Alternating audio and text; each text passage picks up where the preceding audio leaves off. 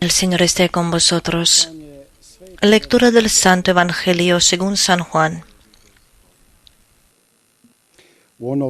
En aquel tiempo, muchos judíos que habían venido a casa de María, al ver lo que había hecho Jesús, creyeron en él. Pero algunos acudieron a los fariseos y les contaron lo que había hecho Jesús.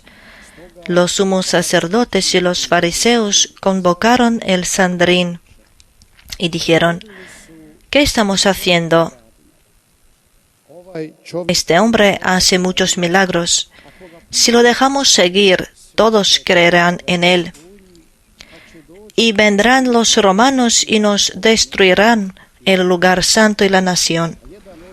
Uno de ellos, Caifás, que era sumo sacerdote aquel año, les dijo: vosotros no entendéis ni palabra, no comprendéis que os conviene que uno muera por el pueblo y que no perezca la nación entera.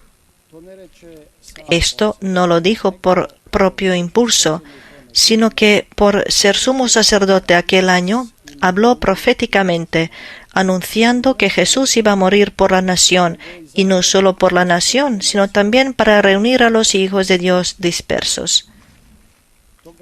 Y aquel día decidieron darle muerte. Por eso Jesús ya no andaba públicamente con los judíos, sino que se retiró a la región vecina al desierto, a una ciudad llamada Efraín, y pasaba el tiempo con los discípulos. Se acercaba la Pascua de los judíos, y muchos de aquella región subían a Jerusalén antes de la Pascua para purificarse. Buscaban a Jesús y, estando en el templo, se preguntaban: ¿qué os parece? ¿No vendrá a la fiesta? Los sumos sacerdotes y fariseos habían mandado que el que se enterase de dónde estaba les avisara para prenderlo. Palabra del Señor.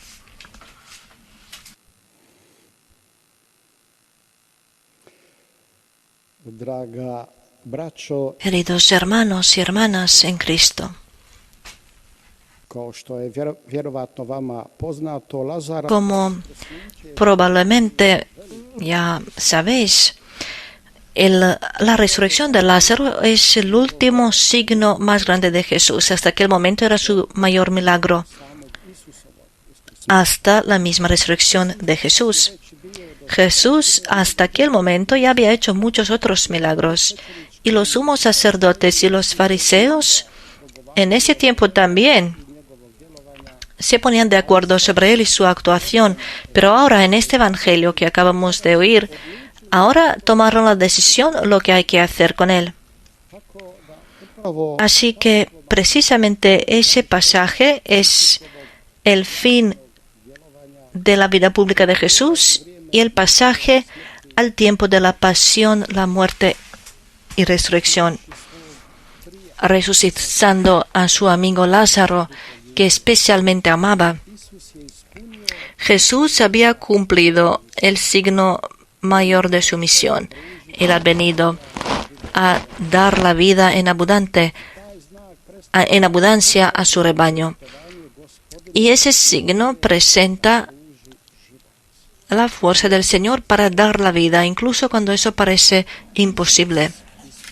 Jesús cumple lo que había anunciado.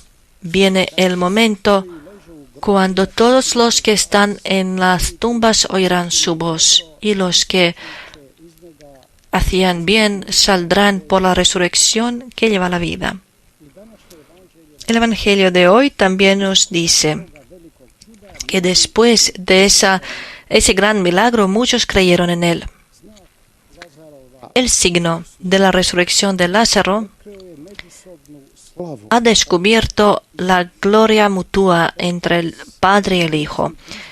El Padre, como el principio, como la fuente de todo bien, da la vida al mundo a través de su Hijo. Se glorifica por su Hijo. Este tema de la glorificación, de la revelación de Dios, recuerda aquella primer milagro, cuando Jesús convirtió el agua en el vino en Cana de Galilea, pero al mismo tiempo anuncia la segunda parte del Evangelio, aquella parte de la pasión de la resurrección. La resurrección de Lázaro es el signo mayor y caracteriza el servicio entero de Jesús, que se consiste en dar su vida en abundancia. Jesús es la fuente de esa plenitud de la vida porque está unido con su Padre. Su amor simplemente lo impulsa a dar la vida a todos aquellos que creen en Él. Los discípulos de todos los tiempos saludan esa actuación de Cristo con su fe, que les hace posible ver la gloria de Dios, como había dicho Jesús a Marta antes de la resurrección de Lázaro. Pero como siempre, la actuación de Jesús, igual como su palabra, trae la división, a veces también la condenación. Muchos judíos que han visto lo que había hecho Jesús creyeron en él, pero algunos de ellos se presentaron a los fariseos y les contaron lo que Jesús había hecho. Ante esta popularidad cada vez mayor, cada vez más grande, que incluso llega a unos miembros respetuosos de la cuna de los judíos, se entiende la preocupación de los poderes religiosos de aquel tiempo. Les parecía muy serio todo este caso para llamar el Sanedrín. El evangelista San Juan así nos hace posible discretamente entrar en el lugar de la discusión para poder estar presentes en la reunión de los grandes jefes del pueblo. Esos señores con mucha reputación reconocen que este hombre llamado Jesús realiza muchos signos y milagros, y esos signos hablan suficiente, tanto que provocan un movimiento enorme de la conversión. Ellos mismos lo reconocen. Si permitimos que actúe, que siga actuando, todos creerán en él. Pero en lugar de enfocarse en explicar los hechos en la luz de la Santa Escritura, que era un ministerio específico de ese Sanedrín, los líderes religiosos en primer lugar se preocupan sobre las consecuencias políticas posibles de esta afera. Y es entonces cuando llega Caifás. Caifás era un saduceo, un político muy cruel, decisivo a apoyar el status quo político y las ventajas de su clase rica. Él nombra la razón de todos los poderosos en cada tiempo. Él dice, para el bien general tenemos que quitar un hombre, y eso en realidad significa la continuación de la comodidad para los saduceos, que eran su clase. Es decir, la hipocresía llega aquí a su colmo cuando precisamente él utiliza el tema de la salvación de la nación para juzgar y condenar a un hombre que es el Salvador. La verdadera razón se resume en unas de estas palabras. Si le permitimos que haga lo que está haciendo, todos creerán en él.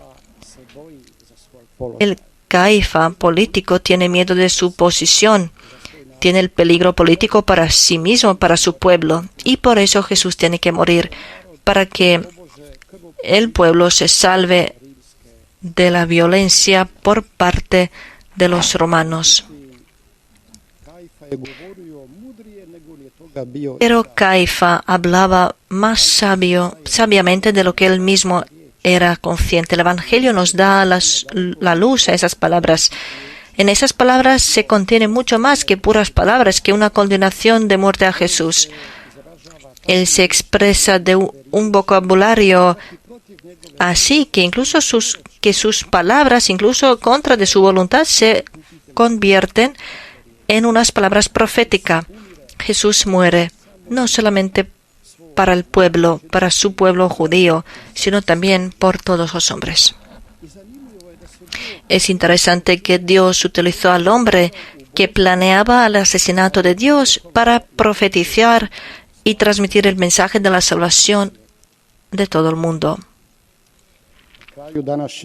Al final del Evangelio de hoy vemos que Jesús por un momento escapa a la trampa que le hicieron contra él, porque simplemente su momento todavía no había llegado. Nuestro Señor Jesucristo se retiró cerca de un desierto, a un lugar cerca de Jerusalén, a una ciudad que existe hasta el día de hoy y en la cual hasta el día de hoy viven puros cristianos. Esta vez los evangelios no mencionan que le siguió la multitud, mientras sobre él en la santa ciudad Jerusalén hablan solamente los hombres que se preparan para la fiesta de la resurrección y los sacerdotes dan el mandamiento para detenerlo. Jesús ahora está solo con sus discípulos y probablemente los está preparando para la gran tentación que les viene. Ahora, ¿podemos nosotros también acompañar a Jesús que está con sus discípulos en ese retiro para así sacar la fuerza para seguir fielmente al Rey de la vida hasta el final de su camino en esta tierra? Amén. Alabados sean Jesús y María. Permanezcamos unos momentos en silencio con Jesús y con sus discípulos y pidamos al Espíritu Santo que nos fortalezca en la fe y en el amor.